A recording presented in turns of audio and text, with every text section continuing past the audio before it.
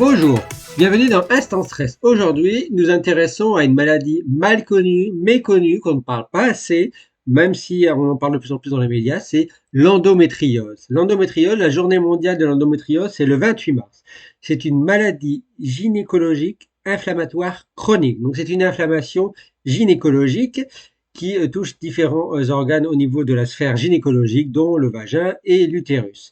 Alors, selon l'OMS, 190 millions de femmes dans le monde sont concernées par l'endométriose. En France, on est à au minimum 1,5 million de femmes qui sont concernées. On dit dans le monde, en moyenne, une femme sur 10 a de l'endométriose et ça se passe au moment de l'âge de procréer, c'est-à-dire entre 25 ans et 49 ans. C'est là où il y a le plus d'endométriose. Ça occasionne des grandes douleurs, en particulier au moment des règles. C'est une maladie qui est sensible aux hormones, donc forcément, au moment des règles, les douleurs sont de plus en plus vives, mais en dehors des règles, les douleurs sont vives aussi. Ça provoque des problèmes de couple, ça peut provoquer des problèmes de relations sociales, et puis ça provoque même jusqu'à de l'infertilité, donc l'incapacité d'avoir des enfants. Alors c'est quoi? Alors l'endométriose, ça concerne une muqueuse qui s'appelle l'endomètre. L'endomètre, c'est dans l'utérus.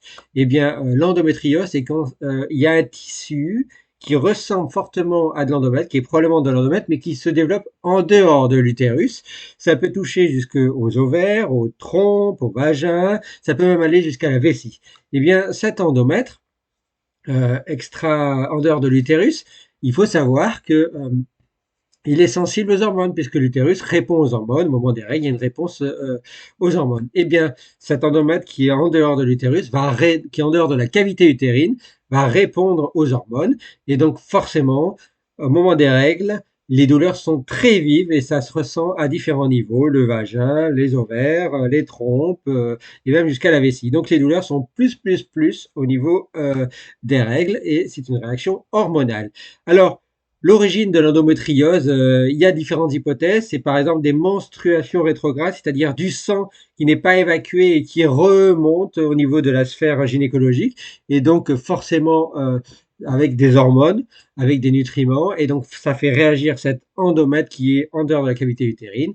Et ça pourrait être une cause de l'endométriose. Maintenant, on sait que peut-être il y a des facteurs ou des variants génétiques ont été identifiés, donc une possibilité d'une source génétique impliquée dans l'endométriose. Vous avez aussi un dysfonctionnement potentiellement du système immunitaire, puisque c'est une maladie inflammatoire, donc il y a forcément un dysfonctionnement du système immunitaire. Et puis vous avez même des expositions environnementales à des produits chimiques, par exemple. Oui, l'exposition environnementale peuvent contribuer à développer de l'endométriose. Donc vous voyez, facteurs génétiques, exposition environnementale, menstruation rétrograde, problème immunitaire. Donc forcément, vous avez ces multifactoriels. Et en plus, comme je vous l'ai dit, c'est ça une maladie qui répond aux hormones. Et donc, si elle répond aux hormones, évidemment, une pollution avec des perturbateurs endocriniens, des perturbateurs dont j'en parle souvent qui perturbent ces hormones, eh bien, ça contribue à l'endométriose. Alors, quels sont les traitements? Alors, souvent, les traitements, c'est un traitement à base hormonale qui vise à supprimer les règles. Donc, si on supprime les règles, on diminue les douleurs. Mais il n'y a pas que ça. Il peut y avoir aussi, arrivé au stade ultime, c'est la chirurgie. Et donc, forcément, ça conduit à des problèmes d'infertilité. Donc, l'endométriose, il y en a de plus en plus. Enfin, il y en a de plus en plus. On ne sait pas trop. Non, apparemment, l'endométriose augmente pas trop, mais on en parle de plus en plus.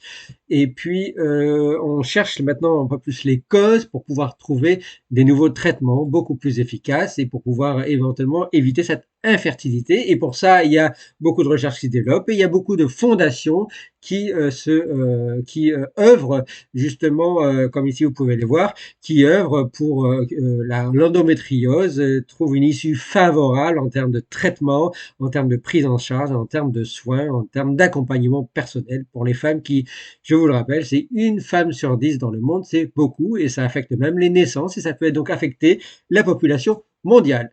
Voilà, en attendant un prochain instant stress, on savait un peu plus sur l'endométriose. Merci à vous, que le bonheur soit avec vous. Ciao, ciao.